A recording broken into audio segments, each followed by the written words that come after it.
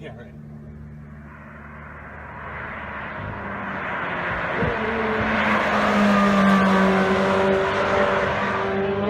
Greetings one and all, it is I, the Family Car Guy. Welcome back to another video. Happy New Year to everyone. I apologize, I've been away for some time dealing with family things and work and holidays. You guys get the drill. But we are going to come back better and stronger than ever in 2020. I'm really excited.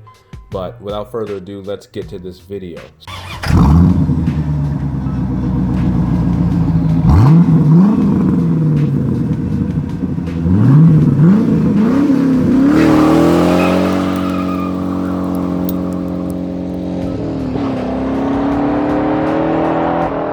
I want to give you guys 4 reasons why I think you should go ahead and save your money.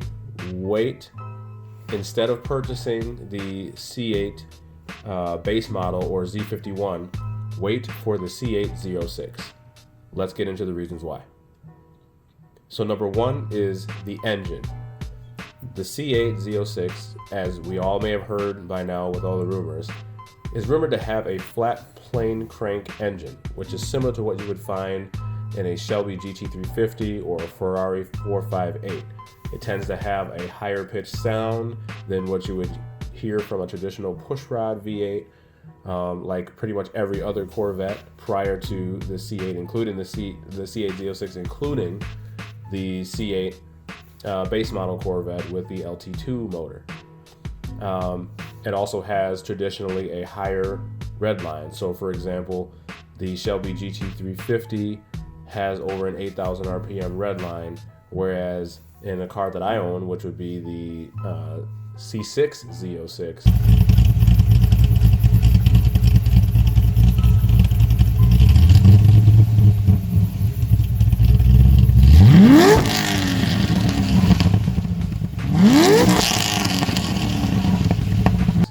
that has a 7,100 RPM redline and uses a traditional push rod technology that Chevy has been using for years. A Chevy engineer confirmed to Road and Track that the new 5.5-liter engine would also power a commercially available Corvette. So we pretty much have confirmation that we will see this motor in a road-going Corvette, and more than likely it's going to be the C8 Z06.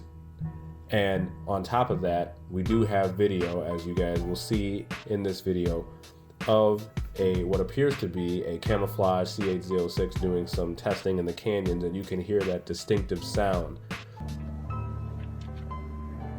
Yeah, right.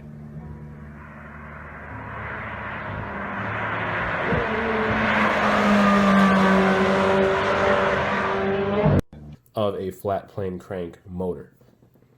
Regarding horsepower, the 5.5-liter flat plane crank motor found in the C8R racing Corvette, that puts out 500 horsepower and 480 pound-feet of torque, with those numbers being so close to the base pushrod LT2 motor, which puts out 495 horsepower and 490 pound-feet of torque in Z51 configuration. It would be surprising if GM didn't give that motor a power boost in a road-going application. Obviously, you want to make a differentiation between your base, your higher performance, and then your top shelf models, which Corvette has been doing for years now.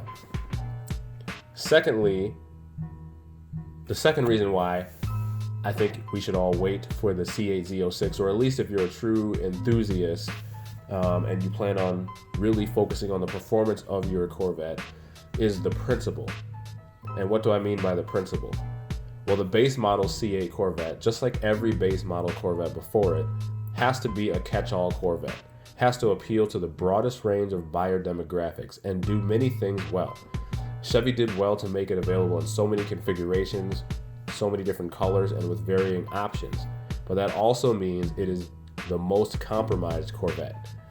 Now, don't get me wrong, it's going to perform well because it is still a Corvette after all.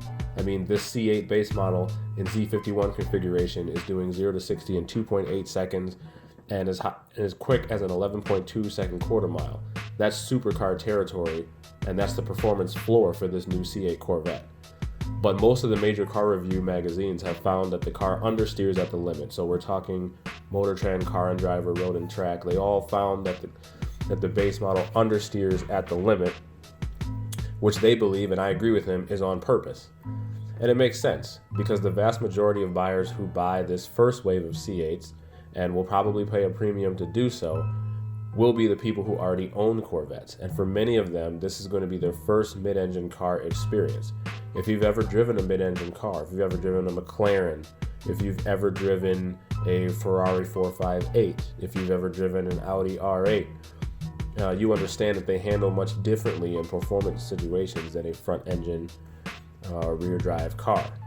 So Chevy was wise to dial in some understeer to ease this group of buyers into a new level of handling experience, which brings me to my next point, the benchmark. The C8 Z06 has been photographed and looks like it appears to have been caught benchmarking against a Porsche 911 GT2 RS, which is a decidedly track-focused animal. The GT2 RS takes the GT3 formula and turns it up to 11.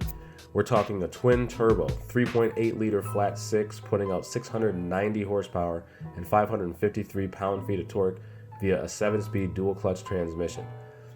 It does 0 to 60 in 2.6 seconds and just obliterates the quarter mile in 10.3 seconds at 140 miles an hour. That is absolutely bonkers. So you can imagine the type of numbers that the Z06 might put out to compete with this, which is crazy to think that numbers that match the GT2 RS potentially would be done at a much lower price point, knowing the Corvette formula to punch above its weight class. Which brings me finally to the fourth point, which is value.